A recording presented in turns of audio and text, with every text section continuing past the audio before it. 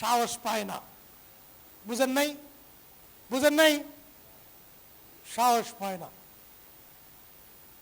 আচ্ছা উঠাও, সাহস পায় না, উঠাও, সুবহানাল্লাহ পড়েন।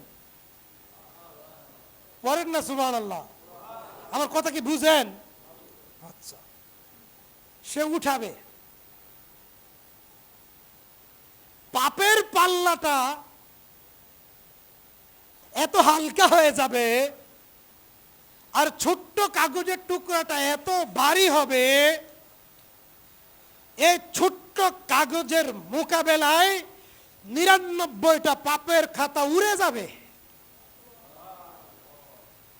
ওই কাগজে লেখা আছে লা ইলাহা ইল্লাল্লাহু মুহাম্মাদুর রাসূলুল্লাহ, এক আল্লাহ ব্যতীত হক কোনো মাবুদ নাই, মুহাম্মদ সাল্লাল্লাহু আলাইহি সাল্লাম আল্লাহর বান্দা এবং তার রাসূল।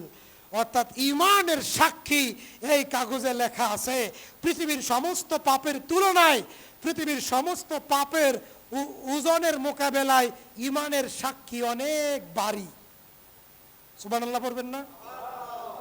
অর্থাৎ তার সমস্ত আমল ক্ষমা করে আল্লাহ তাকে জান্নাত দিবেন।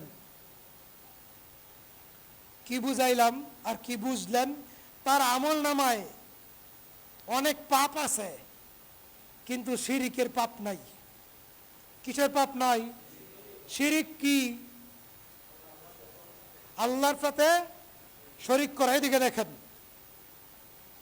শিরিক এদেশের অধিকাংশ পীর সাহেব বুঝে না শিরিক কি, এদেশের অধিকাংশ ইমাম বুঝে না শিরিক কি, এদেশের অধিকাংশ বক্তা বুঝে না শিরিক কি, এদেশের অধিকাংশ খতিব বুঝে না শিরিক কি, এদেশের অধিকাংশ মুফতি বুঝে না শিরিক কি, এদেশের অধিকাংশ মুসল্লি বুঝে না শিরিক কি। ১ নাম্বার শিরিক ২১শে ফেব্রুয়ারি পালন করা, ১৬ই ডিসেম্বর পালন করা, রাষ্ট্রীয় যে কোনো দিবস পালন করা, শিরক শিরক শিরক। তাবিজ বান্দা শিরক, পীরের কাছে মুরিদ হওয়া শিরক, মাজারে আগরবাতি দেওয়া, মাজারে মোমবাতি দেওয়া, মাজারে মান্নত করা, মাজারে গোলাপ জল দেওয়া, মাজারে গিলাপ দেওয়া শিরক, মাজারে মান্নত করা শিরক, তাবিজ দেওয়া শিরক। এখানে কবিরাজ আর চট্টগ্রামের রুগী মোবাইলে জারে শিরক শিরক শিরক। শুধু শিরক না, ঈমান হারা অবস্থা হয়ে যায়। কথা বুঝছেন? কি বুঝলেন? ঈমান হারা হয়ে যায়।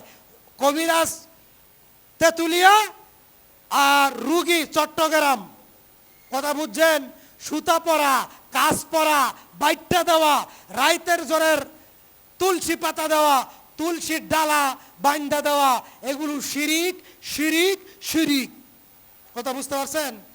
এই আমল নিয়ে যদি মারা যায়, ওই ব্যক্তি জাহান্নামে যাবে, ওই ব্যক্তি জাহান্নামে যাবে, ওই ব্যক্তি জাহান্নামে যাবে। শিরিকের আরো অনেক প্রকার আছে। কোনো কোনো লোক আছে সালাম দেয়, মাথাটা নোয়াই দেয়, এটা আনুগত্যের শিরিক, এটা ব্যবহারের শিরিক। দেয় না? সালাম দিয়ে মাথাটা নোয়ায় না? নোয়ায় না? নোয়ায় না? নোয়ায়। এরকম অনেক শিরিক আছে। এইরকম কোন শিরিকের পাপ ওই বান্দার আমল নামায় ছিল না, কিন্তু আরো অনেক পাপ ছিল। এজন্য তার ঈমানটা ঠিক ছিল। পাপ তো হতেই পারে। এজন্য সংক্ষিপ্ত আকারে যে কথাগুলো বললাম, শিরিক বিহীন ঈমানের মর্যাদা। আরো একটা হাদিস বলে আলোচনা এখানেই শেষ।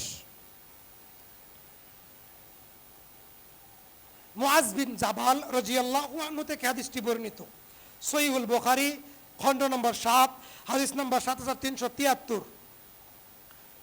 রাসূল সাল্লাল্লাহু আলাইহি সাল্লাম সাহাবীকে জিজ্ঞেস করলেন, শোনো, এই যে শোনো, তুমি কি জানো আল্লাহর বান্দার নিকটে আল্লাহর হক কি?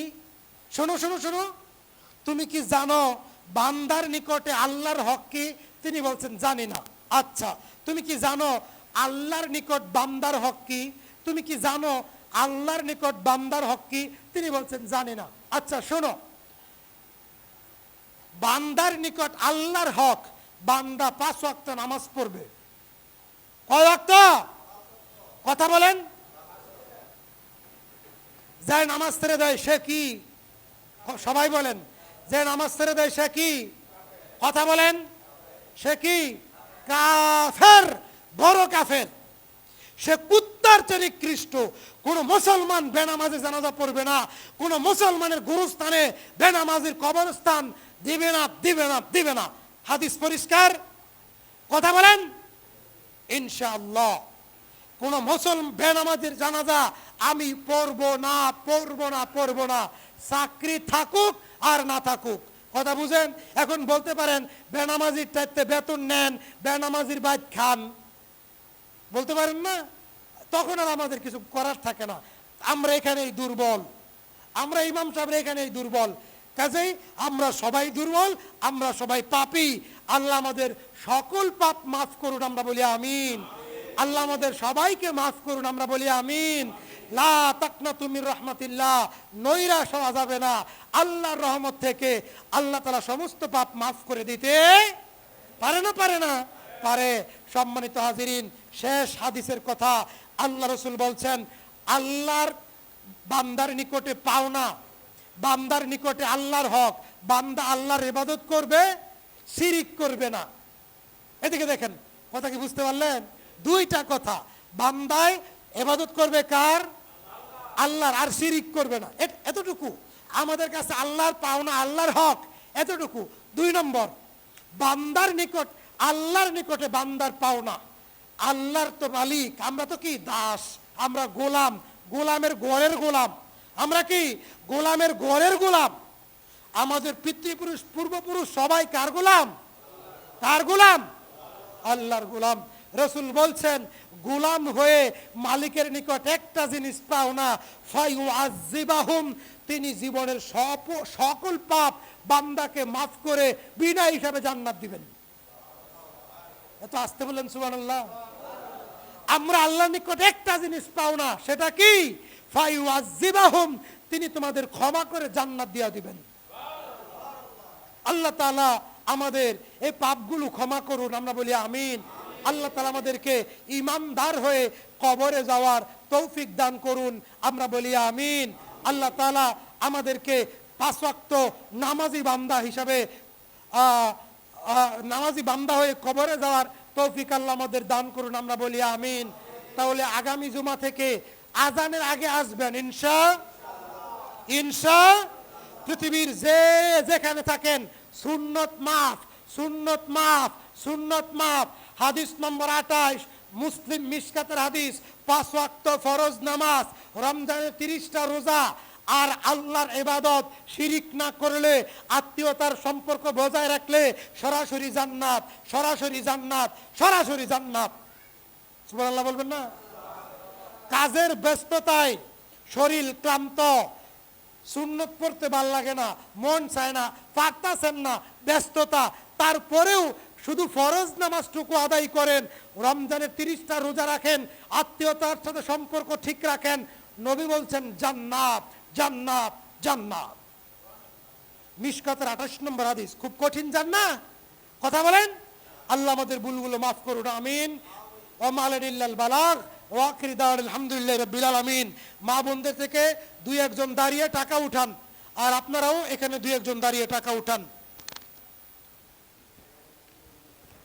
লালটা টিপ দাও, তুই বন্ধ হইব।